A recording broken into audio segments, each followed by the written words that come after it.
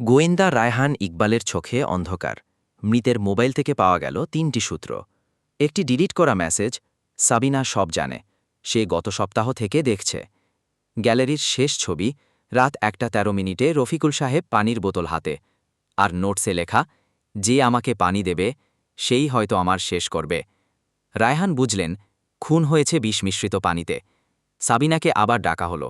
সে অস্বীকার করলেও তার চোখে ভয়। স্যার, আমি কিছু বলবো না, বললে ওরা আমার ভাইকে মারবে। রায়হান আশ্বাস দিলেন। সাবিনা ফিসফিস করে বলল, আমি সৈয়দ আজাদ সাহেবকে রাত ১টায় রফিকুল সাহেবের দরজায় দেখেছি। উনি বলেছিলেন পানি দিতে এসেছেন। তারপর কামরা থেকে বের হয়ে হালকা হাসছিলেন। আজাদকে মুখোমুখি করা হলো। আপনার গ্লাভসে বিষের গন্ধ, আপনার নাম ডিলিট করা মেসেজে। আজাদ কিছু বলার আগেই পকেট থেকে কাঁচি বের করে নিজের গলা কাটার চেষ্টা করল। রায়হান ঝাঁপিয়ে পড়ে তাকে থামালেন। কিন্তু রায়হানের মনে প্রশ্ন, আজাদ কেন চুপ? আর সত্যিকারের খুনি কি এখনও আমাদের মধ্যেই ঘুরে বেড়াচ্ছে?